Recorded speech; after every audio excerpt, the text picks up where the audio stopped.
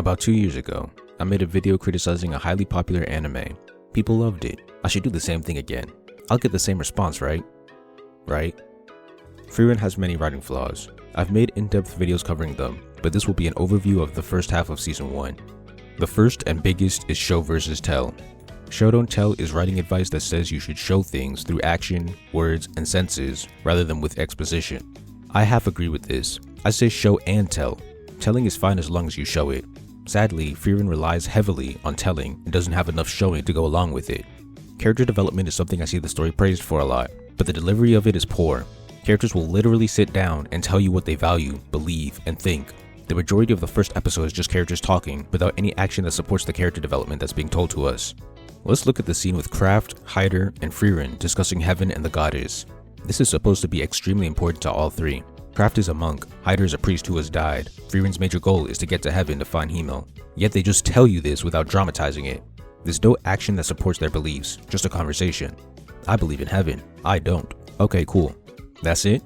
My way of visualizing show versus tell is written summaries. If I read a written summary of Dragon Ball Z, I'll know what happens, but watching the show will let me feel what happens and provide a completely different experience, a more entertaining one. I struggle to say the same thing about Frieren. Reading a summary would likely give you a similar experience to watching the show because of how much telling there is, plus some other issues I'll get to. Characters tell each other their backstories, often unprompted. It's so disappointing when compared to what the average popular anime is capable of. Anime will tell you what a character believes, but they'll also show it through the actions they take. Those actions will impact the plot, changing its direction. For backstories and flashbacks, the characters won't just sit around the campfire and tell each other their backstories. The flashbacks will be placed in the middle of some important problem solving, right before the character with the flashback does something cool. That enhances the entire scene, making it emotional while efficiently developing the character. This can be seen in almost any popular battle manga or sports manga. Yes, even Blue Lock, which I don't like. Frieren's obsession with telling rather than showing is disappointing. It results in a story where you get the same experience watching the show as reading a wiki summary. The next issue with this story is how emotionless it is. I'll start with the most objective example, expressiveness. Characters have stiff faces and rarely show any emotion outside of boredom. No wonder I feel so bored watching this. And then in terms of attitude, the characters also often act extremely reserved. And it's not just Frieren, it's every single character in the show. Every character acts like they're high out of their minds, or they'd rather be doing something else. The personalities blend together. At just this level, this can be a problem because fun characters can easily be a selling point for a show, an appealing trait. Bungo Stray Dogs, Kekai Sensen, Hamatora, Trigun, and Fairy Tail are all stories with super expressive characters, and that energy is part of what makes me enjoy just watching the characters do anything. I'm not saying Frieren has to go that far into zany territory, but it could at least show some emotion. Its expressiveness is far below the average. And then this has a more serious effect on an important writing level. When the characters are fighting powerful demons with poker faces and no fear in their eyes, it makes the stakes non-existent. If the characters aren't scared, why should I be? If the characters aren't interested, why should I be? Look at the fights against Qual and Aura. Both of them are supposed to be extremely deadly, which is told to us by the way, but Frieren has her signature stale face while fighting them. Show versus tell. If you show me the characters being scared fighting demons, I will feel the fear. If you show me apathy, I will feel apathy. The lack of expressiveness also impacts scenes that are supposed to be emotional. When Stark learns that he's actually been getting birthday presents all along in the form of steaks, he barely even reacts. This is what his face looks like. In One Piece or Fairy Tail, characters would start bawling their eyes out in a scene like this, and the audience would follow. They would feel what the characters are feeling. When Deku came back to UA and cried after being allowed in, I reciprocated his emotions. They showed his emotions, so I felt those emotions. But because Stark is obsessed with the modern nonchalant trend, I can't even cry at the scene even though I want to. It's show versus tell again. Finally, the directing often lacks emotion. I'm specifically talking about tone management. The tone of the story is often apathetic and neutral. In manga as old as DBZ and JoJo's, the writers would snap back and forth between strong positives and negatives in order to make the audience feel great hope or desperation. There are no high highs followed by low lows here. Everything is just flatlined, like a dead person. This unwillingness to create tonal reversals is a missed tap-in that adds to the apathy I feel when watching the show. No amount of art and animation is going to fix this problem. So this story is emotionless in the character expressiveness, the tone, and the scenes.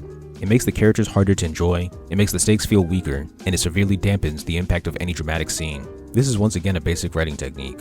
You probably never noticed it, but most anime are doing it. Next problem. The story bounces between low stakes problems like cleaning a statue and high stakes problems like killing powerful demons. I'm not concerned with how high or low the stakes are, because that depends on the genre. What I care about is how the problem is solved. How hard was it to execute a solution, and how creative was it? Low-stakes examples of doing this well are Monogatari, Rascal, Steins Gate, and Takagi-san. High-stakes examples are the big three and most popular battle manga and sports manga. Frieren is not good at this because most of the problems come with no challenge, high or low stake. The characters often solve it in one try, or through a montage, or off-screen. Examples of insanely simple solutions are getting the dragon horn, fighting Qual, fighting the ghost monster, fighting the dragon, cleaning a landslide, fighting Draught, Lunar, Linny, and Aura. An example of an off-screen solution is cleaning the Himmel statue. Examples of montage solutions are training Fern, deciphering the grimoire, cleaning the stone, and fighting the grimoire in the tree. The training especially bothered me because there are several examples of fascinating training scenes across Naruto, Bleach, Hero, and Demon Slayer, but Frieren chooses the most boring option. Skip it. Just like with Show vs. Tell, this story doesn't like to dramatize things. Every task is completed with ease, which makes them feel like not that much of a threat and makes the story boring to watch. The way demons are written is insane. We're told that they're so powerful and dangerous, yet what we see is that they get wiped off the map by Frieren with barely any effort. There's a difference between what's shown and what's told. Meanwhile, if you look at Demon Slayer, another story with demons, we aren't just told that they're scary, we see them kill over and over again. Every single character is shown struggling against a demon, so their danger is tangible. Your average action story accomplishes this, but Frieren can't. Even in One Punch Man, where the main character is overpowered, we still see normal fighters struggle against the threats, like the Deep Sea King, and then Saitama steps in to finish the job. It can also get away with one-shots because it's a comedy, and the one-shotting is the punchline to the joke. The next flaw of the story is how boring a lot of the problems are. Things like moving a landslide, cleaning a shore, cleaning a statue, finding flowers, and finding a dragon horn are not interesting. And it's not because they're small scale. Takagi-san is one of the smallest scale anime I know, and as I've analyzed in a previous video, it makes its problems of pranking engaging and entertaining. It's just two classmates trying to tease each other without getting teased, but the execution sells it. Part of it is the enthusiasm the characters show, part of it is the creativity and entertainment of the problem itself. Frieren has a lot of uninteresting problems, and, like I said in the emotion section, they always have poker faces and show little interest in whatever they're doing. Stark can get poisoned by venom that will kill him quickly, and the crew barely reacts. Stark can be suffering from a cold, and no one will raise their voice. Indoor voices only. How am I supposed to care if the characters don't even care? The next problem is info dumping. The story likes to have long scenes of characters walking and talking, while delivering information in the laziest way possible. I've seen and enjoyed anime that were 90% dialogue. Monogatari and Rascal are great examples, but Frieren is different. In those two helper anime, the conversations are actually solving problems in the plot. They are moving the story forward, and the problem solving is more complex. In Frieren, these conversations don't move the story most of the time. It's just telling us character development and world building in a low effort way. To add insult to injury, there are several flashbacks which are so intrusive. They bring the present's plot to a grinding halt to dump more information on us. The amount of time these flashbacks take up is worse than anything I've ever seen. The flashbacks are also weak because of the timing. In better stories, from all genres of anime, a flashback would be in the middle of a character solving a problem right before they do something amazing. Frieren does that sometimes, like with Fern and Stark's fight, but most of the time, characters are sitting around at rest telling each other their backstories. That's boring. It's not dramatized in a way that extracts emotions from the audience, which kinda connects back to Show vs. Tell. Using a flashback to enhance a moment is such a basic technique that has been used so often in anime, so it's astonishing that this story fails to use it consistently, despite the enormous amounts of flashbacks. The next flaw in this story is that it has a battle manga identity crisis. For less seasoned fans, battle genre is the correct term for what most people call the shonen genre. Shonen is a demographic, not a genre. The battle genre is exactly the term you're searching for. Battle is definitely a subgenre of action, but it's also usually a subgenre of fantasy too. Frieren started off as just a fantasy, but it always had the potential to become a battle manga since its setting was heavily inspired by Dragon Quest, a game which has a battle genre anime adaptation. The first episode is the least battle genre, but in episode 2, there's a training scene. In the Qual fight, the magic system is more developed. By episode 6, fighting becomes a common way to solve problems. The Aura arc is literally a battle arc, with the heroes splitting up to get solo fights, just like Seiya's Sanctuary arc and all its imitators. And then the mage exam is coming up. Entrance exams for some kind of rank are common in the battle genre. So as you can see, the story gets more and more battle genre as it moves forward. The rough part is that when you compare Frieren to the battle genre and give it the same standards, it falls so far below the bar. Like I said in another video, it's only around the level of Saint Seiya, and Seiya is probably better. What am I talking about? Well, I'm glad you asked. The battle genre is exceptional in certain areas. I'll compare how Frieren holds up in those areas, thus showing you that it's a disappointment to the battle genre. First, there's the magic system. There are complex magic systems like curse techniques, and there are simple ones like quirks, where everyone has one power and that's it. That's modern times. If you rewind back to like the late 80s, DBZ has one of the most unpolished examples of a magic system, but it allowed characters to do a wide range of things. Fire ki blasts, enhance their bodies, teleport, manipulate their power levels, and more. Then they also had martial arts, which allowed them to do things like solar flare and multi-arm. In short, there were a lot of abilities available, even if they weren't always set up ahead of time properly. Frieren can't even manage that. It has a shooting attack spell and a defensive barrier spell. Those are basically the only two spells that are used in combat. They also have hiding your power level, like DBZ. How does 20s Frieren have a worse magic system than 80s DBZ? There's no creativity. But it gets worse. In modern battle anime, writers are expected to set up their character abilities ahead of time so that they aren't convenient in battle. Frieren doesn't even do that since it's stuck in the 80s. Frieren uses some wind spell against Drat, and it comes out of nowhere. Her hiding her mana, the thing that wins her the fight, comes after she already starts fighting Aura. Then there's tactics. Even though it has a similar magic system to DBZ's, Frieren's execution is far inferior. DBZ takes simple abilities and delivers creative plays with them. Goku turning his Kaioken on and off, Goku bending his Kamehameha, Goku taking advantage of Frieza's inability to sense ki, Goku's instant Kamehameha, Piccolo's Hellzone Grenade, the full Nelson Special Beam Cannon. Frieren has nothing that compares to this.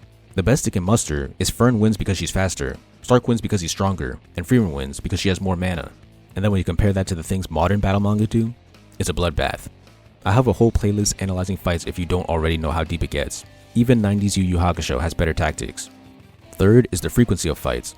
Often, fights are the strong suit of the writers in the genre. The same goes for Frieren. But while other anime pack their stories with fights, Frieren chooses not to and instead solves boring problems or dumps info on us in a lazy way. Fourth is the stakes. I already covered that before, but compare the stakes in Frieren to the stakes in DBZ. This is an 80s manga that's outperforming a 20s manga, with 30 to 40 years to learn from. Fifth is reversals, which I also tackled. I have a video analyzing the reversals in the Frieza Saga and Android Saga. It's beautiful and it's normal for the genre, but not for Frieren. Sixth and last is character and theme development during fights. Battle manga are known for having flashbacks that enhance a fight, character arcs mid-fight, and thematic debates during battle. I have multiple videos covering the themes during fights in several battle manga. So far, the 3 fights in the Aura arc are the only fights I've seen with enhancing flashbacks, but the enhancement is nowhere near the level of quality that post-One Piece anime have. As for thematic battles mid-fight, there are none as of episode 13. The story would rather talk about thematic ideas rather than execute them through action. So Frieren is way below the bar in the battle genre. It's barely even 80s quality. You can try to deny it all you want, but Frieren is in the battle genre. It's just not putting up a good performance. But what especially annoys me is how battle manga that are really good at what battle manga do get picked apart and roasted by the general anime community. But when Frieren is bad at it, it gets unanimously praised. It's a double standard. The next problem is that there isn't really anything special or exceptional about the show. I don't care that much about the originality argument, but the setting is a combo of Dungeons & Dragons, Dragon Quest, and Lord of the Rings. The hero class is from Dragon Quest, the elves and dwarves are from D&D and Ring. The evil lord is from all 3. All the other classes are from D&D and Quest. The demons are from D&D. Does it handle any of these ideas better than the sources? Not really. Then the character development, plot, fights, and themes are all either average or below average. For each thing in Frieren, there are multiple examples of other anime doing it better. Ancient Magus Bride has the closest premise to this show. It also has a fantasy creature who's a mage and wants to understand human emotions. That mage takes on a human apprentice and teaches them magic. Both are low stakes and chill, but Magus Bride does everything better, from the character development to the plot development. I guess Frieren has better fights, but Magus Bride doesn't really have fights at all. Anything that you can say Frieren does, I can probably say, why would I watch Frieren when I could watch X? I guess you could say it does boredom well, but that'd be an insult. The last problem is the fans, the mob. You can't criticize this story without the mob hunting you down. It doesn't matter what your take is, it's a lose-lose situation. If it's negative, they will attack you for it. It's just disgusting. I've talked about it in more detail, but they will not accept any argument aimed against the show. They are so used to being coddled and having everyone praise the story that they lose their minds when someone strays from this path, but then they don't have the ability to engage with arguments effectively because they're not used to Frieren being criticized. It's a sad sight. Here's a Frieren fan bingo for you. You didn't understand it. You didn't watch the show. You read a summary. You made this with ChatGPT. You have a short attention span. You were on TikTok while watching it. You're dumb. If this video gets enough comments, go through them and see how many you can find. In conclusion, so far, the first half of Frieren Season 1 is a massive disappointment because of its obsession with showing more than telling, lack of emotion on several levels, lack of challenge, boring problems, info dumping, failure in the battle genre, and its lack of originality or stellar execution. Also, the fans are annoying. What were my supporting arguments against Jujutsu Kaisen? Side quest syndrome, wasted characters, fumbled payoffs, unexplored magic system. Every single one of these applies to Frieren except for fumbled payoffs. To make matters worse, JJK's problems are super specific to the battle genre. These problems in Frieren are fundamental writing failures. In all the genres I watch, I've never seen a story mess up quite like this. Boring and emotionless were comments that I saw on my JJK video, which I completely disagree with. It's fascinating how those words perfectly fit the subject of my second disappointment video.